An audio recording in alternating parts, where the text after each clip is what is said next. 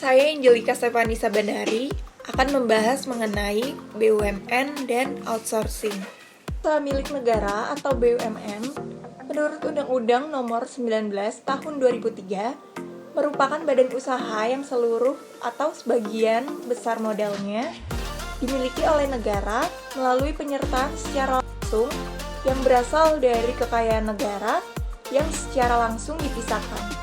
Bentuk-bentuk BUMN yang pertama, Badan Usaha Perseroan atau Persero, yaitu BUMN yang berbentuk perseroan terbatas, yang modalnya terbagi dalam saham yang seluruh atau paling sedikit 51% dari sahamnya dimiliki oleh negara Republik Indonesia yang tujuan utamanya untuk mengejar keuntungan. Yang kedua, Badan Usaha Umum atau Perum, yaitu BUMN yang seluruh modalnya dimiliki oleh negara dan tidak terbagi dalam saham. Badan usaha umum memiliki maksud dan tujuan yang didukung menurut persetujuan menteri adalah melakukan penyertaan modal dalam usaha yang lain.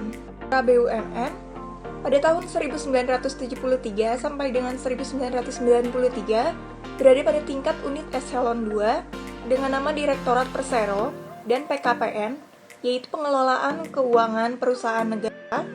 Selanjutnya terjadi perubahan nama menjadi Direktorat Persero dan BUN, Badan Usaha Negara. Kemudian berubah menjadi Direktorat Pembinaan BUMN sampai dengan tahun 1993. Pada tahun 1993 sampai dengan 1998 berada pada tingkat unit eselon 1 dengan nama Direktorat Jenderal Pembinaan Badan Usaha Negara, yaitu DJ PBUN. Pada tahun 1998 sampai dengan 2000 berada pada tingkat Kementerian BUMN dengan nama Kementerian Negara Pendayagunaan BUMN atau Kepala Badan Pembinaan BUMN. Pada tahun 2000 sampai dengan 2001 kembali menjadi tingkat unit eselon 1 di lingkungan Departemen Keuangan, dan pada tahun 2001 sampai dengan sekarang menjadi tingkat Kementerian BUMN. Terus mengalami perubahan sesuai dengan implementasi strategi pembinaan BUMN untuk mengoptimalkan kontribusi BUMN terhadap perekonomian bangsa Indonesia.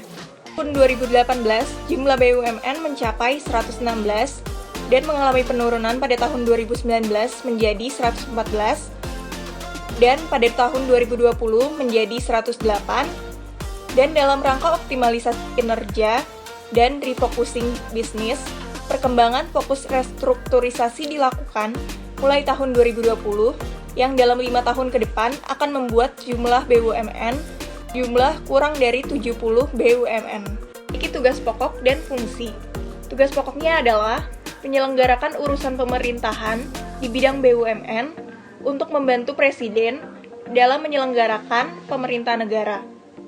Pembinaan badan usaha milik negara tersebut termasuk pembinaan entitas yang dikendalikan oleh BUMN, baik secara langsung maupun tidak langsung sesuai dengan ketentuan. Fungsi BUMN yang pertama, perumusan dan penetapan kebijakan di bidang penyusunan inisiatif bisnis strategis, penguatan daya saing dan sinergi, penguatan kinerja, penciptaan pertumbuhan berkelanjutan, restrukturisasi, pengembangan usaha, serta peningkatan kapasitas infrastruktur bisnis BUMN. Setelah koordinasi dan sinkronisasi pelaksanaan kebijakan di bidang penyusunan inisiatif bisnis strategis, penguatan daya saing dan sinergi, penguatan kinerja, penciptaan pertumbuhan berkelanjutan, restrukturisasi, pengembangan usaha, serta peningkatan kapasitas infrastruktur bisnis BUMN. 3. Koordinasi pelaksanaan tugas, pembinaan dan pemberian dukungan administrasi di lingkungan BUMN. Pengelolaan barang milik negara yang menjadi tanggung jawab BUMN. Dan yang kelima, pengawasan atas pelaksanaan tugas di lingkungan BUMN. Undang Nomor 19 Tahun 2003 mengenai Badan Usaha Milik Negara dijelaskan melalui pasal 2 bahwa BUMN memiliki maksud dan tujuan, yaitu memberikan sumbangan bagi perkembangan perekonomian nasional pada umumnya dan penerima negara pada khususnya. Yang kedua, mengejar keuntungan. Ketiga, menyelenggarakan kemanfaatan umum berupa penyedia barang dan atau jasa yang bermutu tinggi dan memadai bagi pemenuhan hajat hidup orang banyak. Yang keempat, menjadi perintis kegiatan-kegiatan usaha yang belum dapat dilaksanakan oleh sektor swasta dan koperasi. Yang kelima, turut aktif memberikan bimbingan dan bantuan kepada pengusaha golongan ekonomi lemah, koperasi, dan masyarakat. Dengan adanya BUMN memberikan beberapa manfaat. Yang pertama, memberikan kemudahan bagi masyarakat dalam memperoleh kebutuhan hidup berupa barang dan jasa. Yang kedua, membuka dan memperluas lapangan pekerjaan bagi penduduk angkatan kerja. Ketiga, mencegah monopoli pihak swasta di pasar dalam pemenuhan barang dan jasa. Keempat, meningkatkan kuantitas dan kualitas dalam komoditi ekspor berupa menambah devisa, baik migas maupun non-migas. Dan yang terakhir, mengisi kas negara yang bertujuan memajukan dan mengembangkan perekonomian negara. Kementerian BUMN memiliki 5 prioritas. Yang pertama, nilai ekonomi dan sosial untuk Indonesia. Yang kedua, inovasi model bisnis. Ketiga, kepemimpinan teknologi. Keempat, peningkatan investasi. Dan kelima, pengembangan talenta. Menteri BUMN periode 23 Oktober 2019 sampai dengan sekarang adalah Bapak Erick Thohir, dibantu dengan 2 wakil menterinya.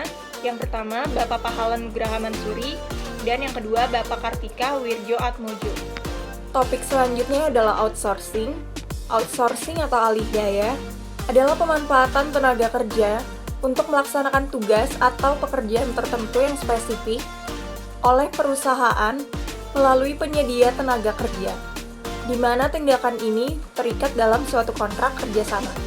Contoh outsourcing misalnya pada rumah sakit, yaitu core bisnisnya pemberian layanan medis, core kompetensinya manajemen, dokter, dan perawat. Sedangkan yang membutuhkan outsourcing biasanya kebutuhan tenaga kerja di luar core kompetens, seperti tenaga keamanan, tenaga kebersihan, tenaga jasa boga, dan lain-lain. Outsourcing memiliki beberapa manfaat. Bagi pemerintah, yaitu membantu mengembangkan dan mendorong pertumbuhan ekonomi masyarakat dan perekonomian nasional. Sedangkan bagi masyarakat, mampu mengurangi tingkat pengangguran dan mencegah terjadinya urbanisasi. Yang kedua, mampu meningkatkan kemampuan dan budaya perusahaan di lingkungan masyarakat. Keuntungan outsourcing bagi perusahaan adalah dapat menghemat anggaran untuk memberikan pelatihan, mengurangi beban rekrutmen, membuat perusahaan dapat fokus mengurus kegiatan inti bisnis, dan memperoleh SDM yang lebih profesional. Sedangkan kekurangan outsourcing bagi perusahaan adalah informasi perusahaan rentan bocor, lalu perusahaan membutuhkan sistem keamanan yang ketat jika ingin data terjaga dengan baik, dan membuat perusahaan ketergantungan pada tenaga outsource, lalu kontrak outsourcing yang singkat. Ada juga kelebihan dan kekurangan outsourcing bagi pekerja. Kelebihannya adalah penerimaan relatif mudah, sedangkan kekurangannya penyedia jasa pekerja memotong dalam jumlah banyak terkait upah pekerja. Lalu kontrak upah minim dan risiko pemutusan hubungan kerja tinggi dan tidak ada kepastian kerja, serta tidak ada jenjang karir. Kesimpulan dari materi yang saya bahas adalah BUMN memberikan sumbangan bagi perkembangan perekonomian nasional pada umumnya dan secara khusus memberikan sumbangan pada penerimaan negara, lalu menyediakan kebutuhan bagi pemenuhan hajat hidup orang banyak, dan memberikan bimbingan serta bantuan kepada pengusaha golongan ekonomi lemah, koperasi, dan masyarakat. Yang kedua, pekerjaan yang dapat dialihdayakan outsourcing bukan merupakan pekerjaan yang berhubungan langsung dengan proses produksi. Dan peran pemerintah dalam menetapkan kebijakan, pengawasan, dan juga pendisiplinan terhadap pelaksanaan praktek outsourcing sangat dibutuhkan.